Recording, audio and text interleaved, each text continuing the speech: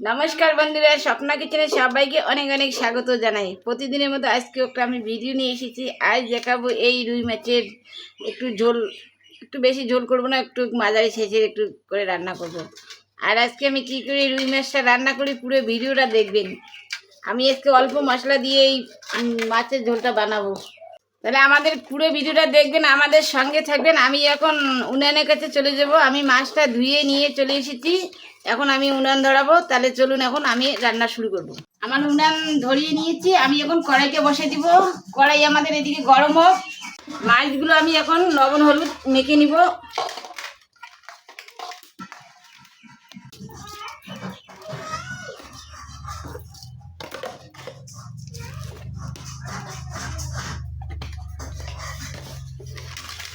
এখানে আমার মাছ হচ্ছে 800 গ্রাম।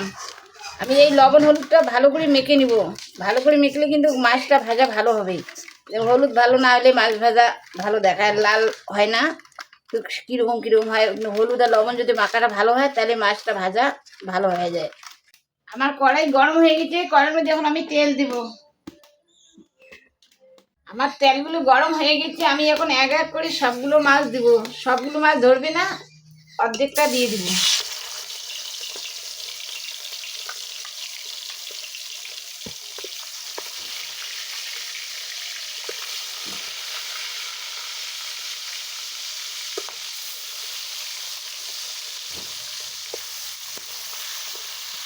এখন আমি মাছগুলোকে উল্টে দেবো।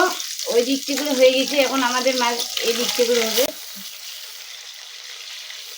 এইভাবে আমি সবকটা মাছকে এদিকে উল্টে দেবো। মাছগুলো ভাজা হয়ে গেছে, আমি এখন মাছগুলো নামিয়ে নেব।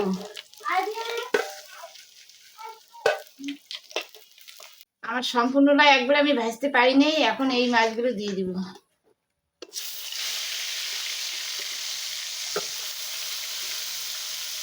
এই মাছগুলো আমার ভাজা হয়ে গেছে, আমি এভাবে সবগুলো মাছ আমি ভেজে নিলাম। এই মাছগুলো আমি নামিয়ে নেব। আমার সম্পূর্ণ মাছ ভাজা হয়ে গেছে। আমার যে মাছ ভাজি যে কড়াইতে তেলটা আছে, আমি এই তেলের মধ্যে সব মশলা দিয়ে দিব। পেঁয়াজ বাটা,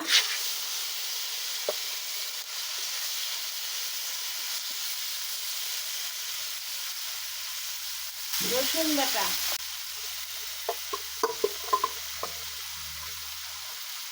আদা বাটা, একটা আমি টমেটো বেটে নিয়েছি, এই টমেটো বাটাটা আমি দিয়ে দেবো।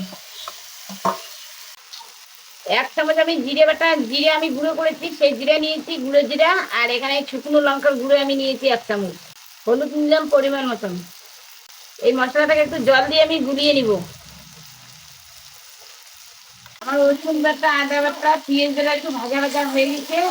এখন আমি যে মশলার পেস্টটা বানিয়ে রেখেছি, জিরা, হলুদ, শুকনো লঙ্কা গুঁড়ো, আমি এখন এগুলো দিয়ে দিব। লবণ, মশলাটাকে আমি ভালো করে কষিয়ে নিব। এখন মশলাটা বাটিতে অল্প করে জল নিয়েছি, এই জলটা দিয়ে একটু কষিয়ে নিব। আমার মশলা কষানো হয়ে গেছে, আমি এখন জল দিব। মাছের ঝোলটা ভালো করে ফুটে উঠছে, এখন আমি মাছগুলো এই ঝোলের মধ্যে দিয়ে দেব।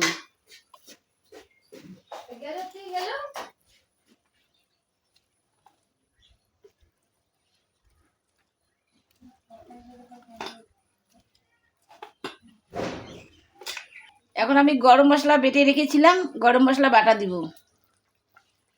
আমি আজকে মাছের ঝোলটা খুব সহজে রান্না করলাম, বেশি মশলা দেই নেই, একদম সহজ একটা রান্না। যে কেউ দেখলে এই রান্নাটা করতে পারবেন। আজকে আমি সহজভাবে আমি এই মাছের ঝোলটা রান্না করে আজকে দেখাইলাম। আমার মাছের ঝোল হয়ে গেছে, এখন আমি নামিয়ে নিব।